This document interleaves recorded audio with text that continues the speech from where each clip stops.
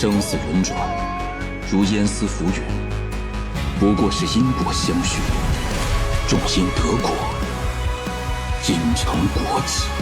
Wang Lin forbids his own son from cultivating and traps him in a mortal life, all to suppress a hidden, deadly resentment that could destroy him. To eliminate the resentment within his son, Wang Ping, Wang Lin begins a fascinating second mortal life journey. Sun Tai, whose lifespan had reached its end, ultimately passes away. Meanwhile, Wang Ping's wife Qing makes her first appearance. So, do you know why Wang Lin was so determined not to let his son step onto the path of cultivation? Could it be that the life of a mortal was truly the most suitable for Wang Ping? In the current storyline, Wang Lin has already used the Sanmo Loose Demon Soul to defeat Huan Wu Qing. Liu Mi, having been devoured by the ancestor of the Huan family, met a tragic end. After that, Wang Lin took Wang Ping, who at the time was still a resentful infant spirit, into seclusion on Ranyun Planet, in a small village called Falling Moon Village. First, let's talk about why Wang Lin chose to accompany Wang Ping through over 70 years of mortal life. At this point, Wang Ping was essentially dead, filled entirely with resentment, with only a sliver of soul remaining. Although before her death, Liu Mei had left behind a prescription to remove resentment, and when combined with lightning-based divine abilities, it could eliminate most of it. These methods only treated the symptoms, not the root cause. The only true way to completely eliminate the resentment was to accompany him through an entire life cycle, allowing him to experience the warmth and coldness of the human world. Only then would it be possible to completely remove the resentment, or allow him to re-enter reincarnation. What Wang Lin truly wanted was for Wang Ping's soul, once completely purified of resentment, to be placed inside the heaven-defying bead, just like Li Muan's soul. Then, as his own cultivation increased, there might one day be a chance to truly revive him. Thus, Wang Lin used a strand of Ling Tianhu's natal sword Qi to reconstruct Wang Ping's body, while another strand formed a barrier to suppress the resentment. Because of this, Wang Ping was absolutely forbidden from cultivating.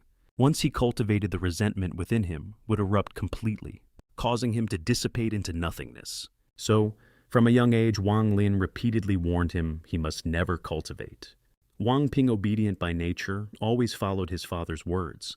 In the third year after arriving at Falling Moon Village, Sun Tai also settled there. He had already let go of all obsession with cultivation. His only wish was to return to a simple life, or after death to go back to his homeland, Dark Moon Planet. During more than 10 years in the village, Sun Tai grew extremely fond of Wang Ping. He even accepted him as his adopted grandson, and despite consuming his own lifespan, demonstrated immortal techniques and gave him cultivation methods. However, Wang Ping never practiced them. He understood that his father's prohibition must have a reason, because Sun Tai repeatedly used spells at the cost of his lifespan. His death came 4 years early. When Wang Ping turned 16, Sun Tai passed away. That day, Wang Ping cried uncontrollably, revealing how deeply his grandfather's son had cared for him. Wang Lin and Wang Ping erected a tomb behind the mountain, inscribed clearly, "Adopted grandson Wang Ping." A year later, Wang Ping asked for the first time, "Father, are you an immortal? If you are like Grandpa's son, why won't you let me cultivate?" Wang Lin could not answer. He did not want to reveal that Wang Ping was a resentful infant, so he simply said, "Anything in this world except cultivation, I will do my best to satisfy for you." Wang Ping's desire to cultivate was simple. He wanted to stay with his father forever. At 19, Wang Lin took him away from Falling Moon Village. For 8 years, they traveled across Ranyun Planet. This gradually reduced the resentment within Wang Ping to only a final trace. But that last trace could not be removed because it was his heart knot. He could not understand why his father forbade cultivation.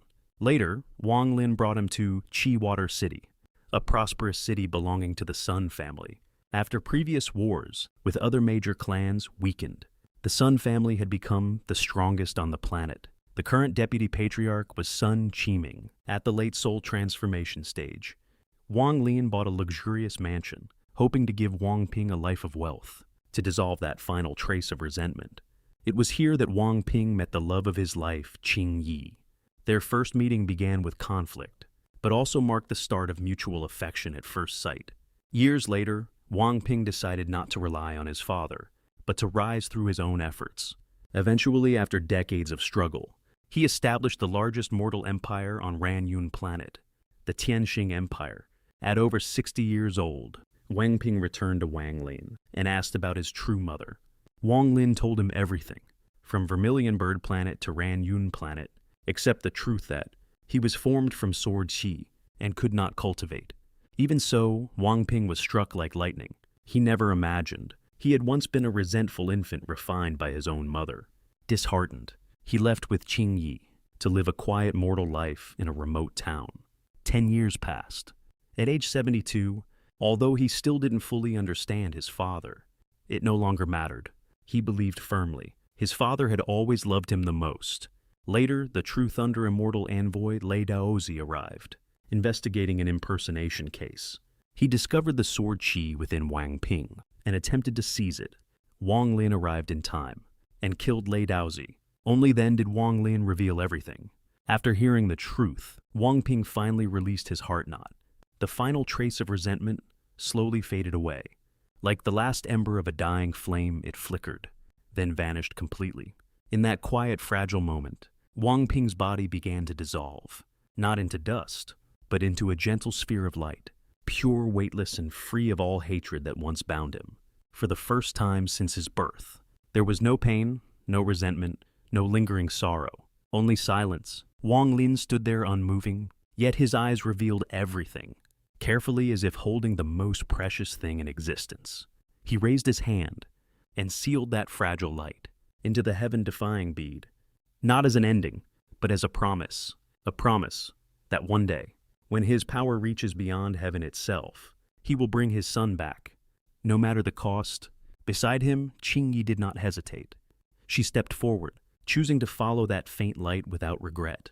Not for power, not for immortality, but for love.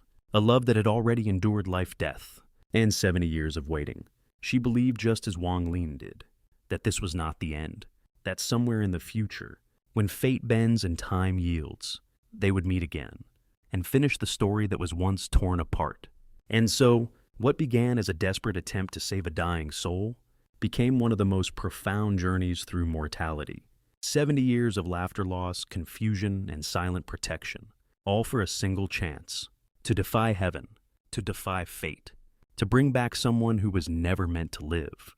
And with that, Wang Lin's second mortal journey comes to a quiet, unforgettable end.